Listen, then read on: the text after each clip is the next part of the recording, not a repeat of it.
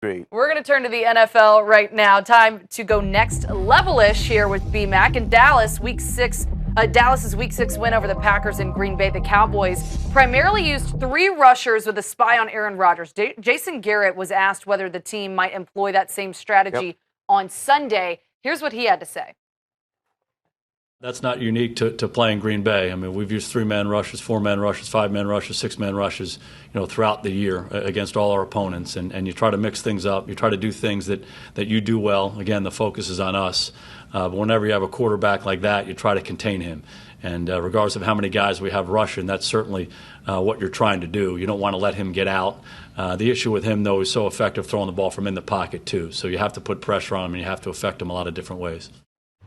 BMAC, you've heard from Jason Garrett now. Do you think that is the best way to try and contain Aaron Rodgers? Well, at times, yes, you need to have a spy on Aaron Rodgers because one thing about Aaron Rodgers, he has a very, very unique ability to extend plays with his mobility. And we see time and time again when he's sitting in the pocket, using all the time in the world to run around, scramble around, and then eventually he finds the open wide receiver. Those are nail breakers. Those are back breakers. And that's how he's been so effective. So, yes, you need to incorporate a spy, an athletic guy that can track down Aaron Rodgers if he breaks the pocket. But you just can't do that time and time again. You got to really pick and choose the situations in which you would use a spy to track an eye on Aaron Rodgers. We know Aaron Rodgers not going to have Jordy Nelson on Sunday, but he will have Randall Cobb. Do you think that Randall Cobb and Aaron Rodgers, that's going to be a successful match? Oh, no question. As Randall being the #1 target. I mean, they have really done a tremendous job just establishing chemistry. And right now, remember, Randall Cobb missed some time with injury. Now he's healthy, and he's a guy that can command the slot. He can do all the dirty work inside, in between the numbers.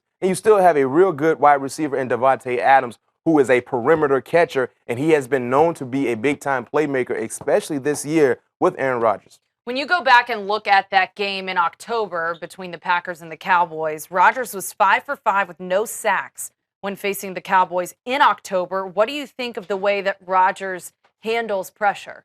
Well, because he's so slippery, he's so mobile, he's athletic, and many people don't talk about how athletic he is, but that's why he's so good. I think Aaron Rodgers is the most talented quarterback in the league, just off pure talent alone. When you pair that up with his football IQ, when you pair that up with his accuracy, he can be a bad man at any given time, and that's why he's not a guy that gets sacked a lot. He may get sacked here and there, but this is a guy that can avoid a lot of pressures also.